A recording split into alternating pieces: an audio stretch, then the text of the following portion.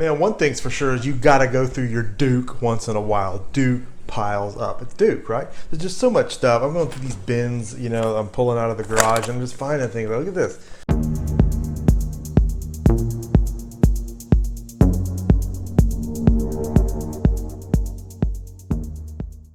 What's up, everybody? Emceemur here, and welcome back to Flea Market Flippin'. We have had an amazing first quarter of 2021 right here.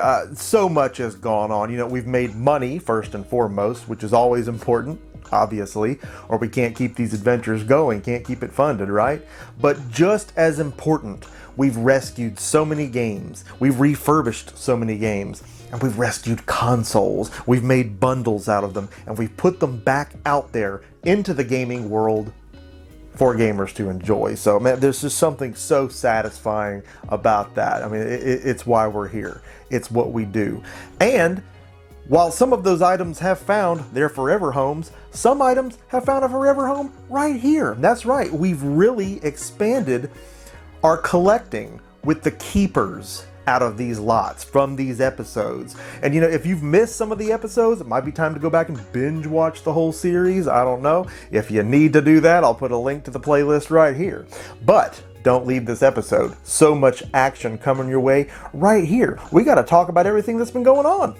Again, we've collected a large pile of games, the keepers from these lots. And because we're in the green on everything that we've purchased, because we've shown a profit, these games are free. This is a free game collection right here. And that's part of what you want to do in a series like this.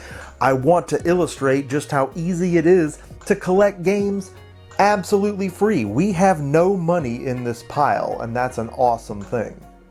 And while it may be a fledgling collection, that's not the hugest pile you've ever seen, it's going to continue to grow because it grows every episode. And so far, you got hundreds of hours right here in gameplay looking you right in the face. So what's it worth, right? We always like to talk numbers. I did a detailed look at everything that we have as far as our keepers so far in our free game collection. Let's take a look. It ended up being quite a mix. We have games for a lot of different consoles here, and that's great because we've got games from a lot of different genres too.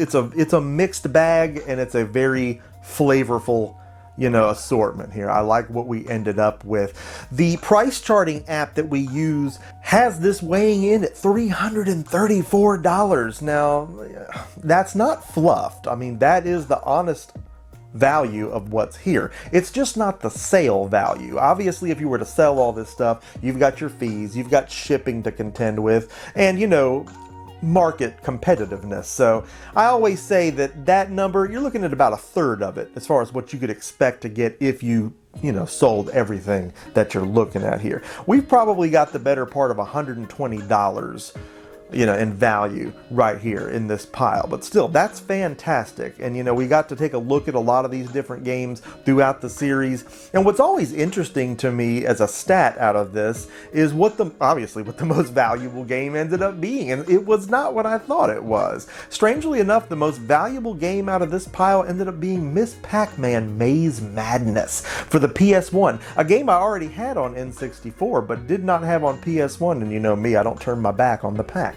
So had to have this game, weighing in at $14 for a complete copy, and this is a nice copy. So yeah, definitely one I wanted to add into the stack. Definitely a keeper. Good looking copy of this game. But out of everything that we did get here, I think I was most stoked to get Galaga on NES, simply because that was one I was just hunting for a long time. No, it's not really hard to find if you don't mind paying what it's worth, but that's what I didn't want to do. You know me, I don't pay retail. The game I was most excited to get playing out of all this, though, was looking back at Ghost Recon Wildlands, and we got a copy of that on the Xbox One. This is a cool series, and I got off to a rocky start with it, playing the demo. It didn't handle the way I wanted it to, but there's a lot going on here, and any looter shooter can usually entice me to stick around if it has some of the right elements. So this one is doing some things right, and it was one I was excited to have to spend more time on.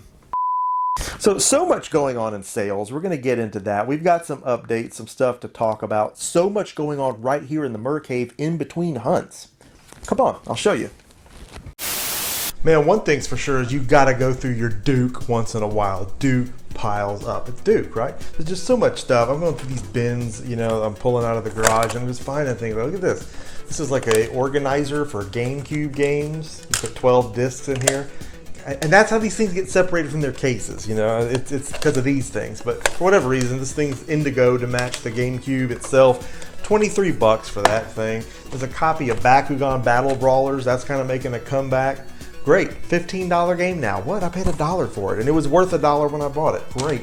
Just stacks and stacks of Duke. There's so many just dumb sports games that, you know, I'd probably just hold on to those to bundle, you know, with other systems as we get them or whatever. They're good for that. And we got an off-brand Dreamcast controller here. That's 15 bucks. You know, this stuff just piles up. It just piles and piles up. Trying to make a bin of stuff to take to Second and Charles, and so far we've got a pretty decent setup going here. I mean, I say decent because we got quantity, not quality, but hopefully they're going to give me something for this. And we got all this horse Duke. Look at this horse Duke, bro. Look at this horse Duke right now. It's like straight out of the horse. It's just horse Duke. There's so much of it. There's a Game Boy card I forgot about. That's going in my collection. I didn't have that one. Destiny, I'm giving that to Captain Retro. Not that he can't afford one himself, but, you know, I ain't got no money in it. I need someone to play Destiny with. Genesis game, sports, but it's complete. Man, I remember getting this ages ago. I still haven't tried this. The first Risen was terrible. I don't even want to see the second one. Maybe third time's the charm? We'll find out. So real Merconomics talk right now. So this was 15 bucks on Black Friday, right? And that's been a minute. And you know, I had this at launch too. We streamed it, we looked at it. It's cool. I mean, it's decent. It's free to play on PSN. So I just sold this for 22. Actually made money on it after all this time. Great. Crash Nitro Kart. Just sold for 10 bucks. Complete. When I found this game, this was disc only, scratched up in a lot, buffed it, now it's working. When I found the box and the manual, it had the wrong game in it. So yeah, this has been rescued. It's cleaned up, it's got a working copy in it. We're putting a complete copy back out into the gaming world. This is it, man. This is why we're here. This is why we do this. Horse Duke, just absolute horse Duke. Oh, Miku, that's a good lanyard. I need to hold on to that. Now, RF switches. There's a Voltron lion right now. There's a Voltron lion in here. All right, how you doing? Good night. I got everything boxed back up here. Manuals, box art. We got a bunch of lanyards. All these sports games and crap are just underneath if we need them, but we've pretty much found everything in here that's saleable by itself or that we want to get rid of. I'll hold on to this crazy thing on the off chance I can fix it. I would love to live stream this wacky plug and play. You know, I'm into those. So we've gone through everything, and you know, the Bakugan Battle Brawlers that I found, man, I paid $1 for this. It's got a couple of pulls in the plastic, so it's not perfect, but again, it's a $15 game. I threw it up there for 12 bucks. It was gone in 15 minutes. I mean, we hadn't been down here long at all. So, I mean, amazing, gone. You know, there's money sitting here. You got to go through your stuff, and you got to make sure that the market doesn't change on some of the slow movers. I mean, that was a 99-cent game at one point, gone. We got a decent pile of crap to take to Second and Charles. We need to get down there. So hours later, this thing, gone. It wasn't getting a lot of sniffs at 20 bucks, so I went ahead and dropped it down to 15. It's not the prettiest looking one on the market, and it's gone for 15 bucks. What do I care? I have no money in this. This was just floating around the bottom of a miscellaneous bucket, and so is this turdy old Aerosmith Guitar Hero. It's gone, 7 bucks. I mean, you couldn't get 50 cents for this a couple years ago, and it's probably been sitting in that box that long. Gotta go through the old Guitar Hero and Rock Band stuff. I don't know why people are back to buying that stuff again, but they want it, so you can have it. So we got the silver PS2 Slim here hooked up. We got the memory card cleaned up. Everything's cleaned. It's working well. The controllers are working well too, but they left a little bit to be desired in the cosmetic department. The rubbers are missing off the thumbsticks. Should be a pretty cheap replacement. It's just going to be time consuming, that's all. But I will replace those and get this controller back good as new. We also had the same issue on the, stock original black controller. The right one's missing, so I need to get hopefully a pack of 4 and just get these knocked out. Whatever ends up being the most cost effective. Now, we don't have to wait to sell this thing because I do have an option. I keep these aftermarket ones on hand, these aftermarket PS2 controllers. They don't have the logo there, but I mean, they work pretty well. I've actually been using one of these for a long time because I've ended up somehow selling off all my original ones.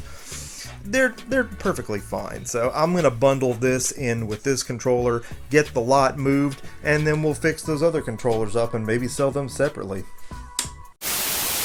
So man, that's all cool stuff. If you've been watching the show, you might know that recently I scored at a series of TJ Maxx and Home Goods stores. We took a look at a mini micro Pac-Man arcade unit, and that was kind of neat to look at, right? But that was only one of a bunch of things I found on sale at great prices at these stores I wanted to talk about, at least from a profit aspect. There were other things that I picked up.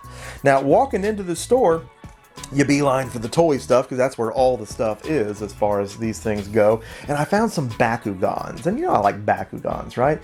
But the ones out there today, you're not going to make any profit off them more than likely unless you're buying them super, super cheap, like at a Five Below store or something like that. And even then it won't be much. But I found this one, right? And it's this green spider looking thing. And one of the coolest Bakugans I've ever seen. It was so unique. I immediately had to make a grab for it. But I looked it up because I just had to know. This thing's selling for $50. Who's paying $50 for a Bakugan? Well, apparently somebody. So here's this one, right? And there's a blue variant too, which I did not find. It's worth a little bit more. But yeah, I ended up finding 2 of these between 2 different stores. And yeah, they moved really quick. Got 50 for one and ended up, getting an offer for 40 on the second one, which had sat there for a little bit. So I went ahead and let it go, right? Because, man, it's a Bakugan. They're what, $6 a piece?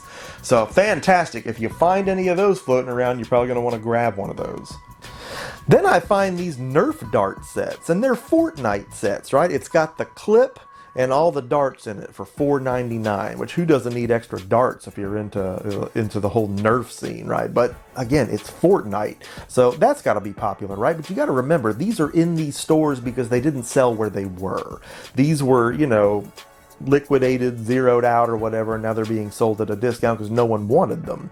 But that doesn't mean no one wants them, right? I still think there's a market for these things. I sold one set for around $18, and you'd think that sounds good, but you got to ship them, and they don't weigh a lot, but they're kind of big, so didn't make but a few bucks on it. I kind of want to hold on to these. I want to price them a little bit higher. Eventually, these will not be out there for anyone to grab, and being as they're Fortnite, I think they're going to retain and or gain value as time goes. So I grabbed as many of those as I saw, and I'm going to hang on to them and just see what happens. I've been contemplating getting back into the Nerf business. It was always lucrative, years back. I mean, for the last, 10 years of yard sailing and stuff, I'll grab a Nerf gun if I see one that's in good shape. And I recently acquired one at a yard sale, and that, kind of got me thinking. I also was checking some out at the flea market. Take a look.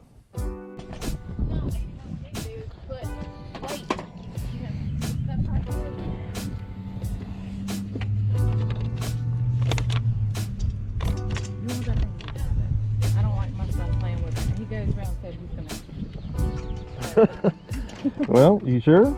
Yeah. I know my son would get a kick out of it. Yeah. It did have another piece that would connect to it. With moving, I don't know what happened to it. I can understand that. Well, yeah, I'll get it out of your way if you don't want it. No, get it. Thanks. All right, well, best of luck, y'all.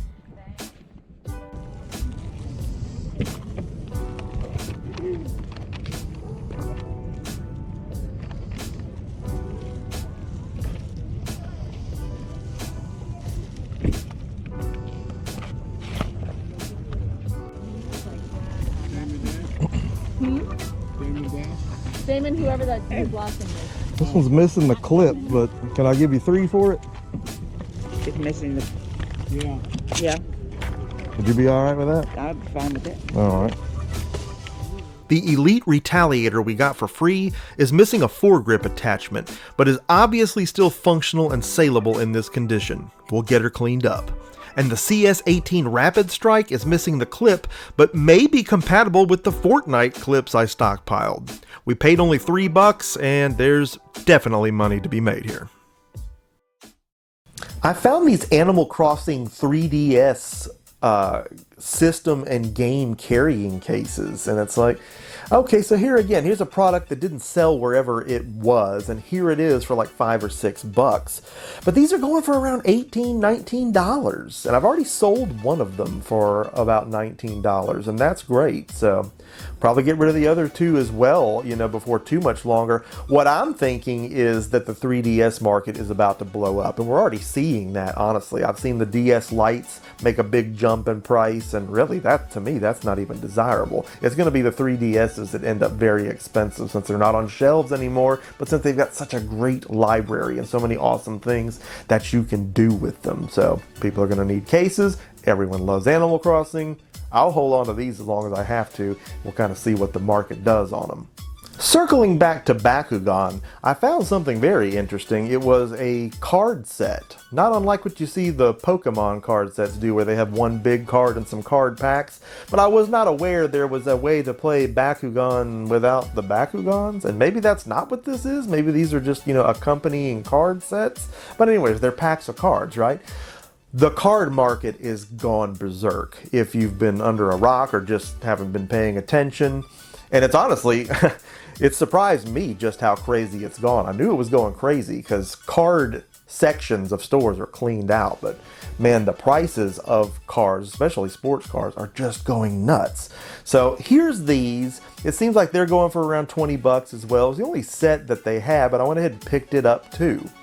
So yeah, it's going to be interesting to see where the card market as a whole, trading, TCG, sports, you know, goes from here. Which, hey, reminds me, we got some wrestling cards not too long ago on the show, and some of you had mentioned in the comments that you'd like to see those opened up and valued.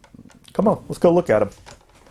All right, here we are with our WWE Slam Attacks trading card game. You know, it's funny. I've been looking into trading cards lately, obviously, because of the market. There's a soccer variant of this TCG, if I saw that correctly, and it's like, what? I don't know. Sounds neat. Anyway, let's get these open. I can't wait to see what we got. A steel chair card. Our first card is not a person, but a chair. Again, this is a TCG, so I'm assuming you'd use that for something, right? We got a... oh, Regal. And you got your defense and attack rating. Oh no, that's interesting.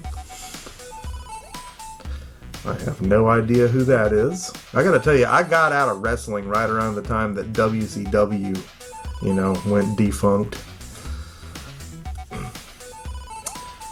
Shelton Benjamin, Charlie Haas, no idea who you are.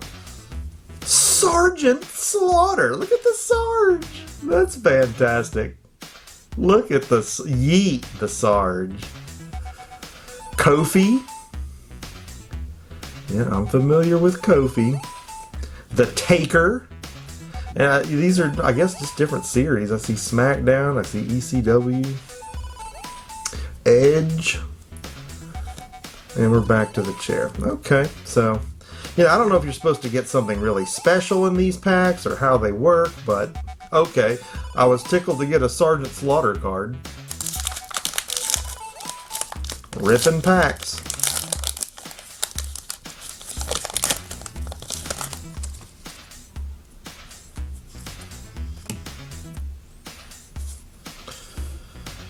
David Hart Smith. No idea who you are, sir.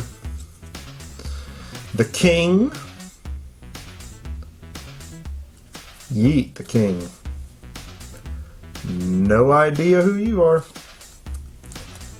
Jimmy Superfly Snuka. You definitely want to pull a Jimmy Snuka card. A 78 attack. You don't mess with him. SummerSlam pay-per-view. I guess that's a card. Santino. Ravishing Rick Rude. Alright.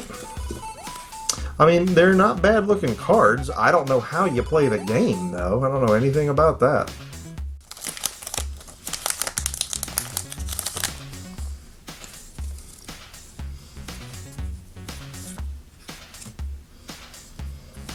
Survivor Series pay-per-view. I'm dead. Coco Beware. That's it. Put him in a sleeve. Instant sleeve.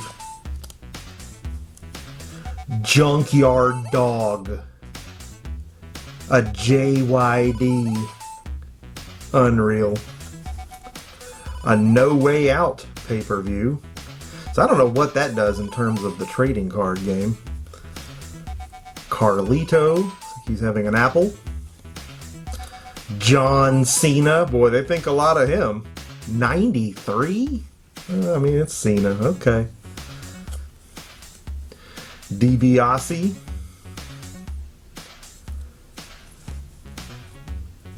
No idea who you are. And, alright.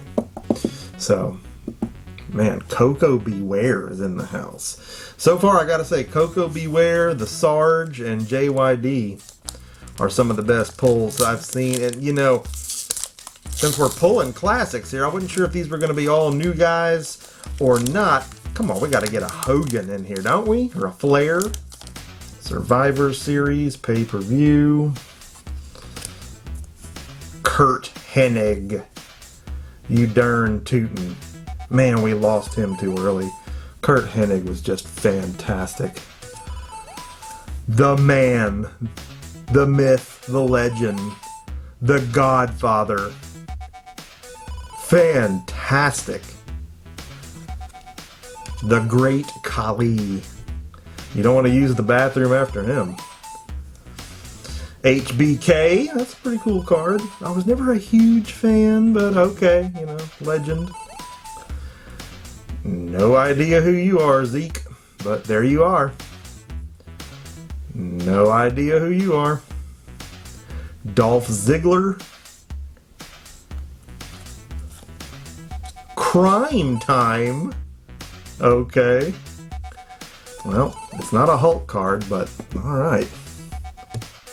So the whole lot is definitely worth, you know, collectively, the $2 that we paid. Really, just to open some cards was worth $2 to me.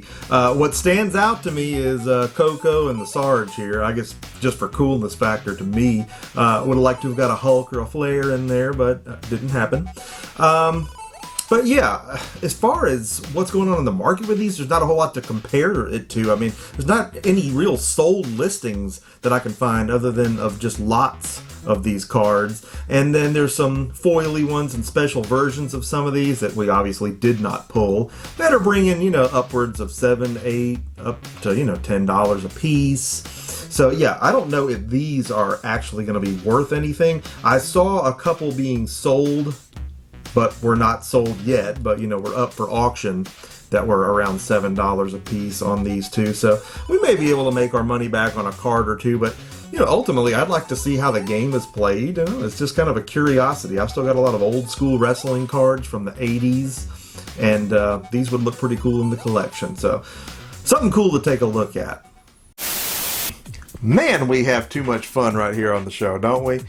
Cool to open up some cards. I got to take a look at those finally. I've been itching to open them up and just see what they looked like. So we got to do that on the show. You know, we got caught up on some things this week. We made some money. We cleaned up. We got organized. Gave you a look at some of the behind the scenes action that goes on, you know, right here in the Mer Cave in between hunts. I thought it'd be something fun to do. But speaking of hunts, you know, we got action right around the corner. We got a big hunt coming up. And another great episode coming your way next week. So you got to to stay tuned for that. I hope you're enjoying the series so far. I hope you're going to drop a like on this video. I hope that you did like this video. Most importantly, if you have not already done so, I hope you're going to subscribe to the Emceemur Show and be a part of our nation, because we're rising up all the fantastic things that we do right here on the show. You need to be a part of, and make sure that you smack that notification bell. You're always first to know when new content goes live. Content just like this right here. More hunts coming up, more action, more updates, more details, and most importantly, that collection continues to grow. Fantastic stuff.